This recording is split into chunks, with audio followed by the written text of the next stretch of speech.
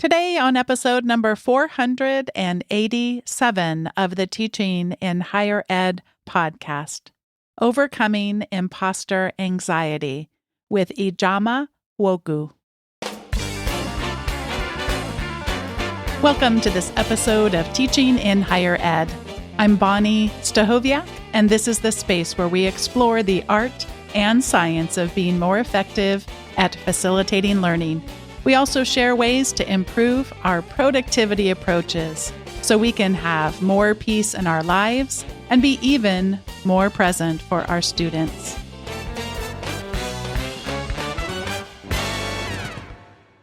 I'm thrilled today to be welcoming Ijeoma Nwaogu, a well-regarded speaker, author, and coach who is deeply passionate and committed to the personal growth, well-being, and progression of people, with a vision of a world where every person embraces their boundless potential. She's on a mission to educate, motivate, inspire, and transform the lives of people from various walks of life so that they become better positioned for great success. With over 16 years of experience in higher education, Nwaogu has made significant contributions as an educator and administrator. She was a director of the Multicultural Center at Rice University in Houston, where she fostered inclusivity and cultural understanding.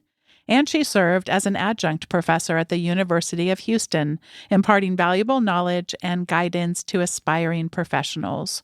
Nwaogu's academic journey includes a doctoral degree in counseling and a master's degree in college student affairs administration, both earned from the University of Georgia. She laid the foundation for her educational pursuits with a bachelor's degree in psychology and sociology from Georgia State University.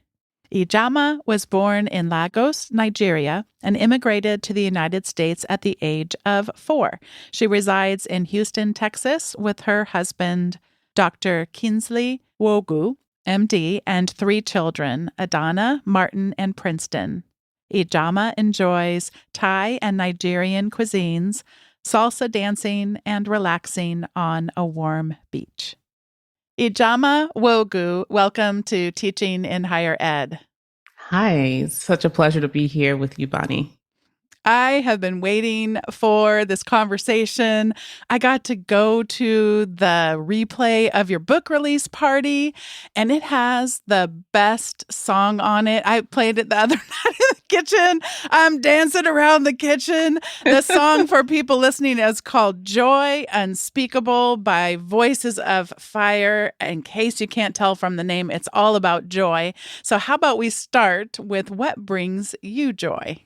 Wow, what brings me joy? Oh man, lots of things bring me joy, but the thing that comes to mind is just seeing talent in people, just seeing people's talent. I really love observing people and seeing what they're good at, their strengths, and how they are just awesome and specifically created to do that particular thing. I just came from Beyonce's concert last weekend, and I'm like, man, this woman was designed to do exactly this, because the stamina, the singing ability, all of it, I was just in awe at how we are all specifically designed to do particular things in our lives. And we all have different strengths. So I'm just really big on that and observing people's talents. And that brings me a lot of joy. And isn't that great when you can just see it? You see just really the joy that exists. No, I cannot sing. So I appreciate a good singer. We have talked about so many different topics on this podcast. It's really been a delight just to think about all the places that we've gone. But with all the people that I have shared my excitement about talking to you today, every single person is like, oh, wait, you got to tell me, when is the book coming? When is that episode going to air? What is it about what we often call imposter syndrome that resonates in such a visceral way with so many people? Absolutely, because it's something that most of us will encounter at some point in our lives, right? Depending on the situations we're in, oftentimes we enter new and challenging situations as life progresses. So once we enter those spaces, we start to wonder, are we enough? Are we capable of handling this? Are we deserving of this sort of role? we start to question ourselves. And that feeling is really uncomfortable. So that's something folks are really curious about figuring out how to get a good grip on and how to perhaps overcome it, surmount it, and move on with the desires of their life. So it's a common experience, it's a normal experience, but it's one that can make you feel like you're all alone in it. You could feel like you're the problem or no one else is dealing with this because you see them and they're smiling or they appear confident, but you don't really know what's going on in them, in their minds, and how a lot of people do grapple with this, even if they have a smile on their face, even if they appear confident. So yeah, it's an uncomfortable experience that people are looking to figure out how to mitigate. Some of what I'm hearing and what you shared, I'm getting a sense of self-reinforcing and not in a good way. So Right. kind of this circle of not good enough, not deserving. Wait, other people have this figured out. Could you talk about somewhat of a cycle there, or ways in which we may have this talk that we give to ourselves that's not going to be particularly helpful to release us from it? Sure, that self reinforcement piece comes from past lived experiences and how we've internalized a lot of messages from media about who we are, our identities, and our upbringing, some cultural beliefs that shape who we are. And some of those cultural beliefs can be self limiting.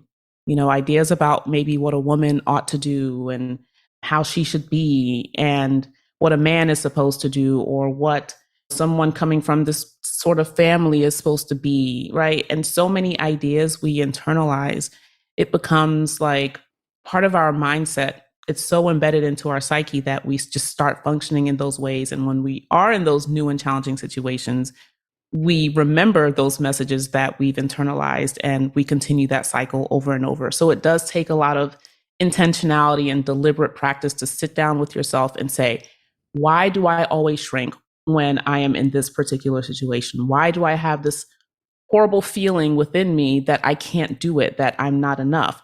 If we take time to sit down, reflect on our past, and say, this is where it comes from, and do the work to dispel those ideas and to realize who you truly are, that you are capable, that you are worthy, we can then be very aware that these are false beliefs.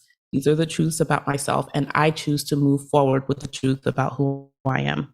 So I think we have to be really deliberate about the mind work, just doing the personal work to get to where we want to be. One thing I know you want to caution us from, though, is the idea that it is all our fault and Right. all of the blame lies on us. So, would you speak now about the role that these oppressive environments play and build upon those scripts that you're describing around our sense of self-worth? Sure. I remember I write about this in my book, chapter 4. And I opened it with the story from, or the scene from Good Will Hunting. Do you remember that movie Oh, yes. where, Sean, I think his name was Sean, the young man, he had a breakthrough with his psychologist, and his psychologist was telling him over and over, it's not your fault. It's not your fault. It's not your fault. And he finally was able to embrace that, release his pain, and move forward with like his life in a positive way. So the character, the young man who was seeing the psychologist, had a lot of negative feelings within him about like how he just navigated life. And a lot of the pain he had was from childhood abuse. So he internalized a lot. Perhaps he thought that the abuse was his fault. And it took, a supportive figure to help him move past that by reminding him that it is not his fault. And I remember when I was in graduate school, 22 years old, grad school, 2 years in that program, in those 3 hour long classes, and thinking that I was an imposter in that space and thinking that I was the problem without recognizing how my environment played a huge role in the way I navigated that space. Right. So we end up thinking that we are the problem, we need to fix it, without factoring in the role of perhaps your oppressive past or the environment that you're currently in. And one word that I use in the book is called imposterize. When you are in a space and others are imposterizing you or trying to make you feel inferior or gaslighting you, And you may very well come into that space feeling confident, but then when people are imposterizing you and making you feel like you're not supposed to be there, then you start to question yourself. Then you start to wonder, oh my gosh, do I belong here? So those external forces do play a significant role. And I want folks to be mindful of your past history and how, a lot of impositions that happened to you, a lot of things that were imposed upon you were not your fault and they shaped your mindset. But it's up to us to do the work of dismantling those false beliefs and to also recognize, like in the workplace or in any other space that you're in that may not be healthy and that is not empowering to you, but instead it's oppressive. We have to be mindful of that as well, because knowing that it's not your fault, there is a liberating factor to that, to know that there's nothing wrong with you, that you are supposed to be there with your unique qualities and everything that you bring, and holding on to that versus the negative messages that you're getting. As you're talking, it fills me with hope, and yet it can be so difficult to break out of those cycles and those scripts. How does community then play a role in helping us be able to identify and begin to break down and create new scripts that are more helpful to us? For sure. It's so valuable to be around diverse folks who are different from you, but it's so important to also be in spaces with like-minded folks who look like you, folks who have similar beliefs, because that can be reinforcing of who you are, and to let you know that you are enough. Like when you are in a community, you can feel belonging. And as social beings, we definitely desire belonging. And being in a community helps with that, to remind you that you belong, to remind you that you are accepted just as you are, to have people to encourage you, support you, and provide you with resources that you probably wouldn't have if you were kind of isolated and trying to figure things out on your own. So when you know that people are supportive of you, it's empowering and it makes you want to pursue your life goals, right? Even more. We've had in the show in the past Peter Felton and his researcher Heidi Weston. And one of the things they contrasted in that episode a time or two ago, they were talking about that oftentimes in higher education and in other educational contexts, we use the word belonging. Yeah. But what that really translates to is assimilation. And so I love the way that you've described it here. Belonging in this sense, and this example you gave us, isn't with people that are different than you, that you then have that pressure to adopt to their cultural or their gender norms. And instead, by the way, their research focuses then instead on mattering. That maybe we could challenge what we try to do with that word or that idea belonging, and maybe what in those more diverse groups that you were describing, then maybe mattering could be what we focus on, that people matter as opposed to belong. But yeah, just this contrast that it can be one of those things that can just be relaxing in a way, in a healthy, because then you can just let it all go. We don't have to pretend that these things don't exist. And someone's really going to understand when you describe something that happened. You talked about gaslighting, and that's certainly a word that, boy, oh boy, just sounds really, really familiar to me in some context that I'm in. But then somebody who can understand go, oh, man, that's exactly what's going on. And just, you need those spaces because our mind can play tricks on us, right? They can play tricks where we start to go back to those old scripts. So what's a way that community has really been helpful to you in identifying some of the things for yourself in certain contexts where you struggled with some of this, or has that been a struggle for you ever? Oh, for sure. As an entrepreneur, I'm many things. And one of the hats I have is to be an entrepreneur. So lots of imposter syndrome when it comes to stepping outside of your comfort zone to establish certain programs or projects for your business. So I am part of a mastermind, a group full of entrepreneurial women who are striving to have thriving businesses. So in that space, we help each other a lot with mindset, with reminding each other of who we are and what we're capable of, and to help dispel some of those self-limiting beliefs that we try to carry with us and think that we're operating in a quote unquote realistic manner when we're actually just playing small. That's all that is. So we need those constant reminders from like-minded folks, because sometimes, of course, you've heard the cliche saying, we are our worst critics. We're the ones dealing with the internalized thoughts, but other people are not having those thoughts about yourself in those moments. So they're able to move the cloud of doubt and tell you the reality of the situation, right? So we have our coach and we coach each other, and being in that space has really helped me move past those doubts and fears that I have to do what it takes to have a thriving business. And I consider myself a very confident person. I know who I am. I believe, at least I think I know who I am. But it's so interesting how imposter anxiety will still kind of creep up and show up in spaces, and it'll give you this logic like, are you sure you want to do that? Well, how about the money piece? Or how about this piece? Or will people like it? And it sounds logical, but then it comes from fear. It comes from a lot of fear. So being able to identify that and choosing to do the opposite of what that fear is saying is a strategy that's critical in moving past imposter anxiety.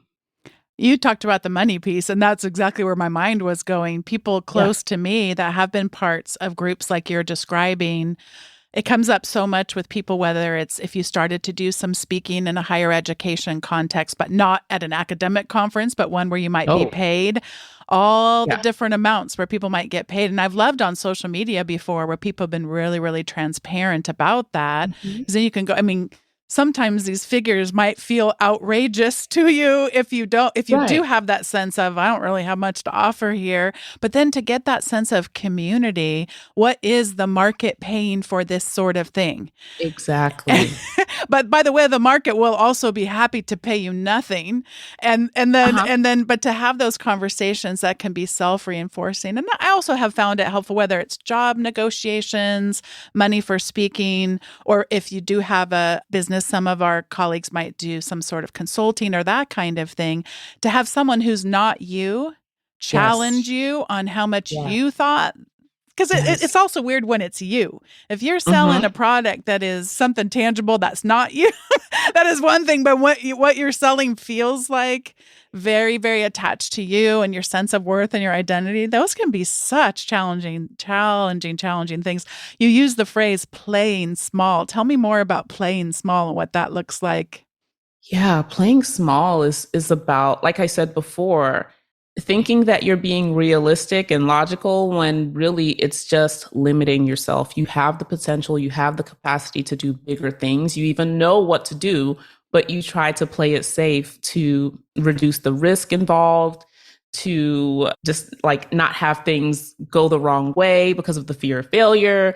And we could go on and on, like the fear of failure. I talk about that in the book as well. And I encourage readers to really embrace failure. Failure to me is success, because failure is intel to use for your next endeavor so that you know exactly what to do and you improve along the way. So for me, failure, I celebrate my failure because it's a stepping stone in the right direction. It's not a stumbling block. So in me, like kind of talking about fear of failure, I want to go back to your original question. Can you please remind? Oh, yeah. No, I was all getting into your fear of failure. I was so ready. I mean, it's because that is ultimately, we were talking about, playing small was at the beginning. But yeah, all these things we think we're protecting ourselves, putting on this armor that ultimately that fear of failure and what it limits. And that's what you were talking about, this playing small. So that's exactly it. It's driven by the fear of failure. You don't want to fail. You don't want to embarrass yourself. So you try to do what you know you're capable of doing, but then you don't tap into what you're also capable of doing, that you're capable of doing more, right? So I think that's a huge element of it. Some of what you've really been talking about this entire time is the idea that you share about of self-kindness, another part of this that we can do. What are some examples that you've observed in your work of us when we're really not being kind to ourselves? Yeah. And again, it's not our fault, because I think of perfectionism. We have a culture where we embrace perfectionism when we really shouldn't. I mean, we should aim for excellence in what we do, and knowing that doing enough is 100%. Being good at something is 100%. Being great is good. Being excellent is awesome. You could strive for that. But knowing when to say, okay, I cannot burn myself out. What I have is sufficient. Sufficiency is 100%. And rest assured in that, and finding solace in knowing that you have done enough. Because in this life, we are so responsible for so many things, and we have to use our energy for so many other things. So know that you've produced something excellent, be okay with that, and move forward with what else you have to do. But with perfectionism, people tend to just keep going even after something is excellent, but with that fear, they're driven by a fear of, will they like this? Is this good enough? I got to do more. And staying up too late at night and worrying themselves trying to perfect something that is already excellent. So I'm a huge advocate of self-care and not burning oneself out, because I know what burnout feels like, and it's really hard to come out of that. And when you're dealing with imposter anxiety, you can drive yourself to burn yourself out because you're trying to live up to perfectionistic expectations. So we have to be very mindful of that. We have on the team that I work the most closely with, we have to constantly be using this phrase. We sort of introduce the language of good enough. I'm figuring Yes. out, I'm discerning on this what is good enough, because you talked about at the beginning of our conversation about how much joy it brings you when you Yeah. see other people that are doing their thing with all of the goodness of why they were created in the first Yes. place to do those amazing things. That can be addicting in really, really healthy ways. And yet, as you say, we cannot bring that excellence to every aspect of our lives all of the time. We're being pulled at Mhm. in all these different directions. So I think introducing that for people, because I do get very, very energized by excellence. And I Yeah. work with people who, I mean, that is just one of the most best feelings that you can have. And yet we want to be wise and discerning about where that gets put out into the world, because it can't get out into the world. And especially I think some contexts where you like to, it's enjoyable too to go, but we could do this. How about this? We could try this. And that's a good, you Right. can create excellence. And then at some point you go, good enough. It's good Yes, enough. and prioritizing. I mean, it might be able to get to be done down the line, but prioritizing what is important in that moment, right? Versus like the emotional urgency you're feeling at that moment. But just to reiterate what we've talked about, I'm all about striving for excellence, but I am not about perfectionism, right? So that's what we have to really distinguish the difference between the two. What are some other ways you try to distinguish for yourself and for others that you work with, as far as how do I know if this is perfectionism, and how do I know if Hmm. this is that great pursuit of excellence? What are some questions we might Yeah. ask ourselves? Or I mean, one of the questions I would ask myself is, have I spent too much time doing this? And to really be honest with myself, have I spent too much time doing this? Do I feel like these feelings inside that feel heavy, feel uncomfortable? Do I feel even a little nauseousness? Do I like feel do I feel something at the like pit of my neck or what, my throat? I mean, like, what do Mm. you feel? Pay attention to how you feel inside, because those feelings will tell you what's really going on. And like I mentioned before, just you have to ask yourself, am I operating in fear? Like, am I Mm. being guided by fearful thoughts of being exposed as a fraud? Right? If that's the case, then we have to take a pause and remember like what we're doing, who we are, all those things. Like, just take a pause and remember what it means to be good enough, that good is complete. And you don't have to like worry about insignificant details of something you're working on when no one else is going to even notice it. You have to ask yourself, will people even notice this thing? Or like, is it that serious? And one thing I really talk about a lot is relying more on your presence versus your performance. And to me, presence is far more important than someone's performance. Because presence to me, when someone is present in a moment, they are curious, and they are actively listening.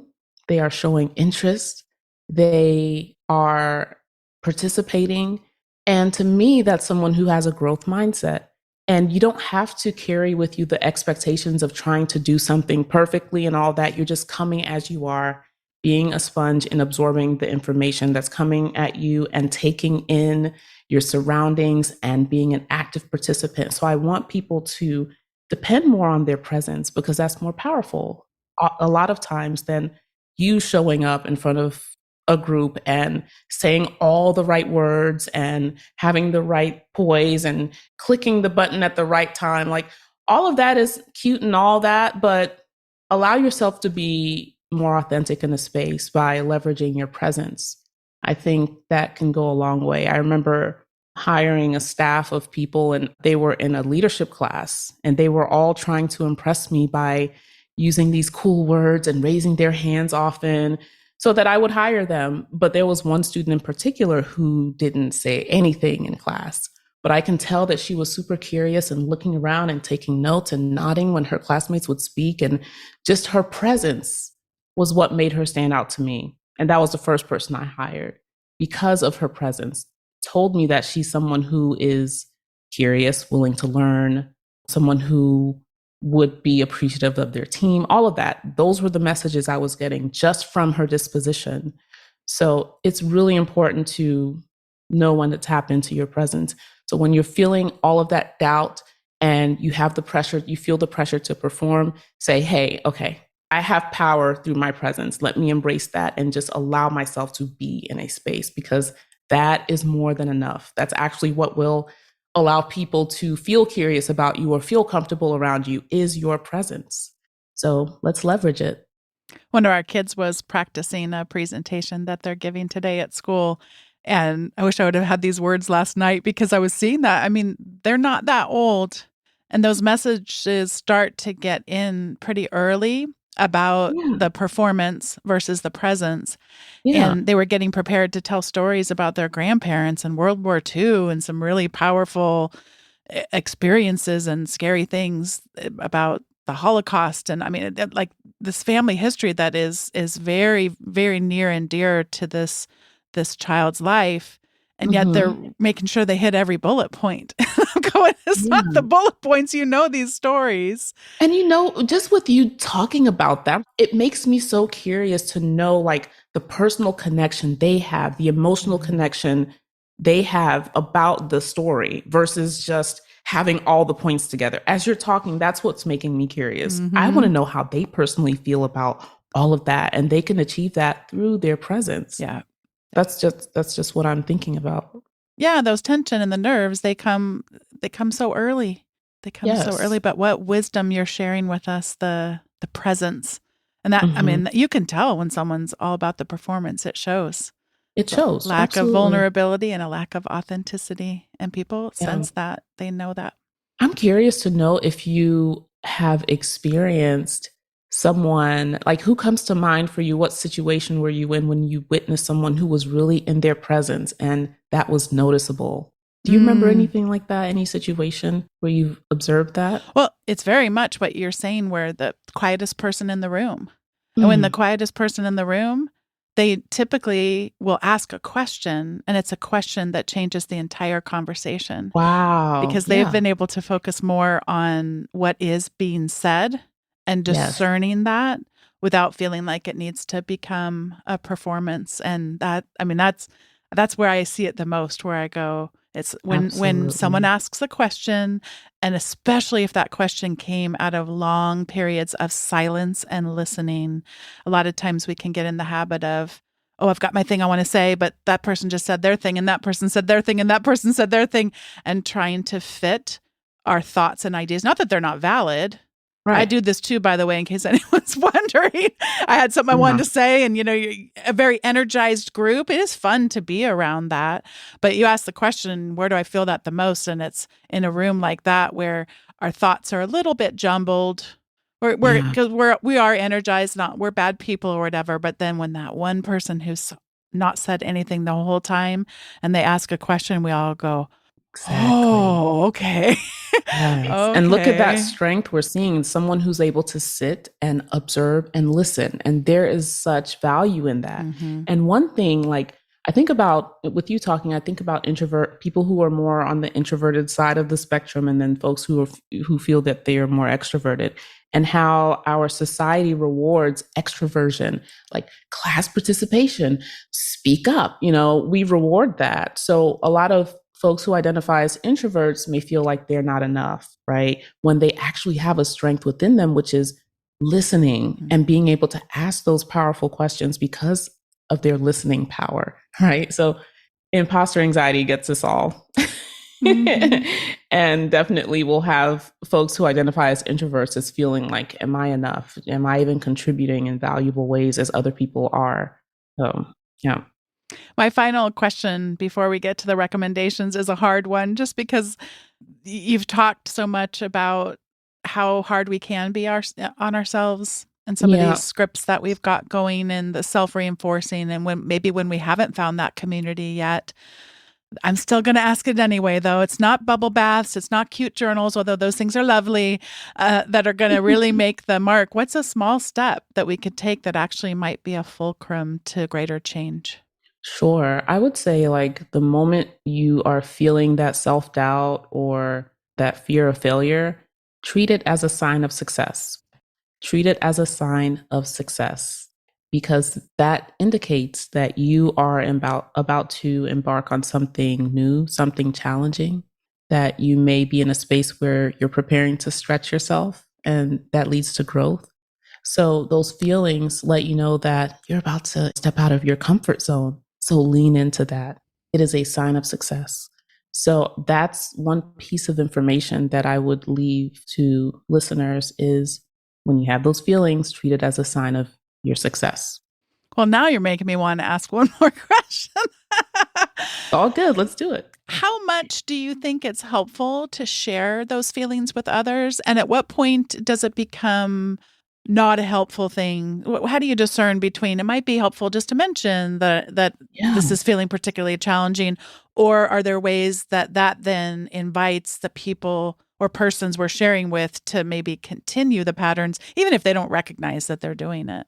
Okay. So the first part of your question was, So I'm feeling imposter syndrome, yeah, and I'm feeling stretched. I'm preparing, I'm with another person or persons. yeah.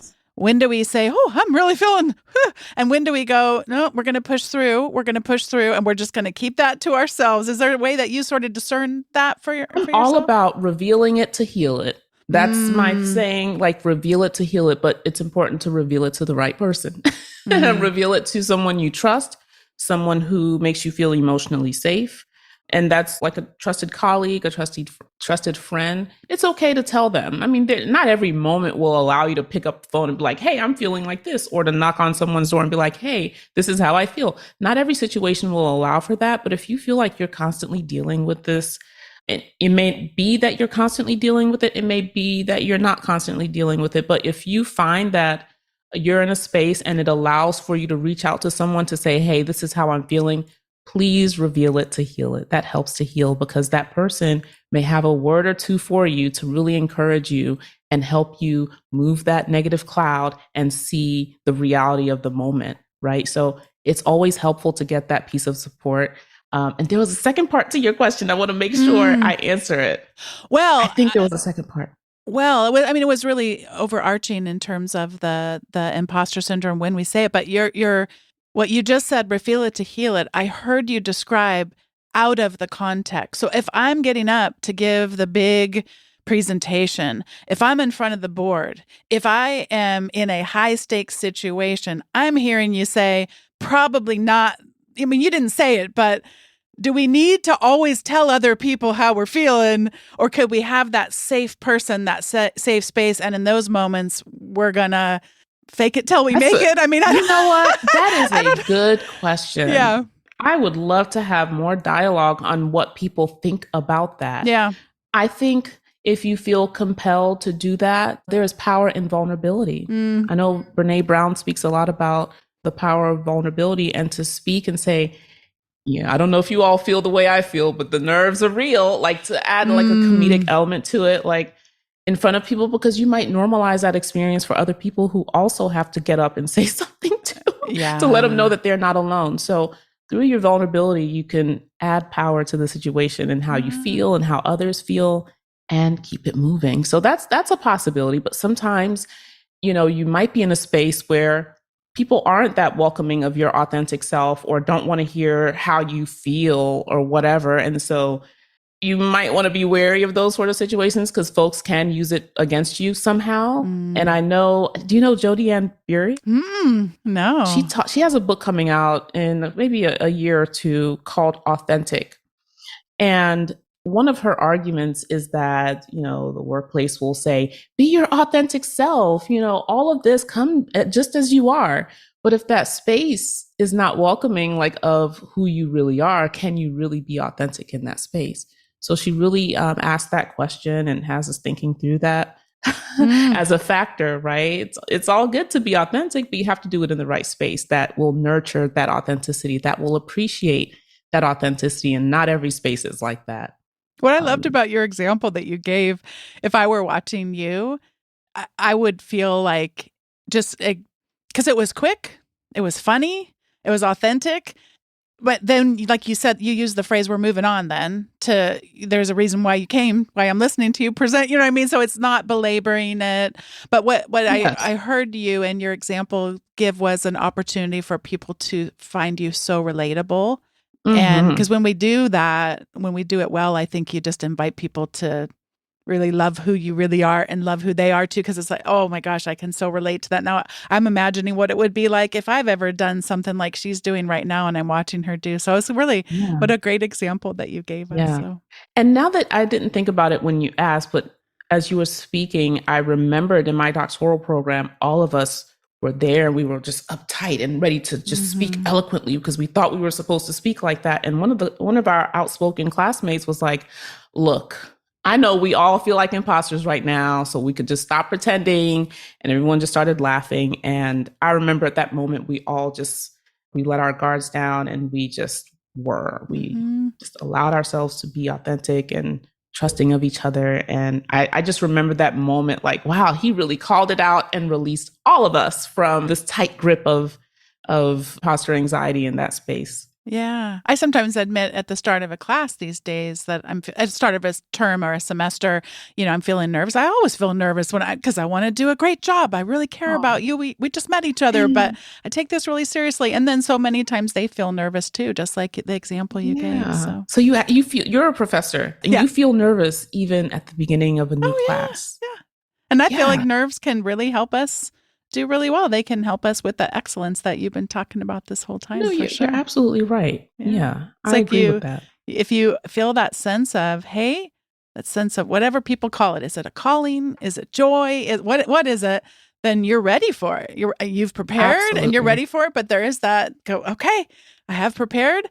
This feels scary because these people are new, but I think we all want that. We all want to be doing something that we were put on this planet to do and find out what that is and do more of it and be challenged. You talked about earlier about the failing. If we're actually allowing ourselves to fail, what that looks like in our lives. Yeah. Yeah, absolutely. All right. Well, we better switch over to our recommendation segment because I know you've got something to recommend and I don't want to miss it. So I have two things I want to recommend, and they are both songs. I mentioned the first one when we first started recording, and that is the song that was played on the start of your book release party. And it's called Joy Unspeakable by Voices of Fire, and it's featuring Pharrell Williams. Oh my goodness, that will get you dancing. It is amazing. I love it. I did ask for permission that I could share that because I didn't know if that's what you wanted to recommend. Oh, absolutely. Of course. And then the second song is kind of the opposite of that and then totally not the opposite of that. There's a band I've recommended a song of theirs before, and they do such a nice job with their lyrics. So this is a song called Lawrence. The band is called Lawrence. And the song is called I'm Confident That I'm Insecure. And that is the line that just keeps going over and over and over. I'm confident that I'm insecure. And I Clever. will warn listeners, this band, Lawrence, the one I recommended previously, there is some colorful language. So if you've got people around that are not going to appreciate a little bit of risque lyrics, it's not throughout the entire song, but there's a couple of words that you may not wish your 5-year-old to hear. But it is such a hoot. It's so playful what they do with the lyrics. And for their songs, I tend to like the acoustic versions even more than I like the ones that are really all polished for the studio. So I'm going to recommend today they call it the acoustic-ish. The acoustic-ish version, which I will link to, of I'm Confident That I'm Insecure. Yes. And I get to pass it over to you now for whatever you would like to recommend, Ijeoma. Sure. Listen, I love that. That's the first thing I'm going to do when we get off is go listen to this song. So I don't have a song to recommend, but I do have a person, and she has a book. The book is called Ask for More. Her name is Alexandra Carter. She is an outstanding speaker. She is a professor at, I believe, Columbia University. And she talks about negotiating, and she really does a lot of mind shift, or provides a lot of mind shift insights that make so much sense, just mind blowing, in how she teaches us how to negotiate in everything that you're doing, especially salary increases, any deals you have going on. Negotiate, negotiate, negotiate. And I agree with her, because I think we oftentimes, again, play small or think that we're not worth the amount that can be offered. And I find that after learning that it's important to negotiate, I started doing that in all of my dealings, right? And I would always get more because I asked for more. So encouraging everyone not to settle. There's more out there for you if you only ask. So if you're not into reading, follow her on Instagram. She is outstanding. So that's who I would recommend.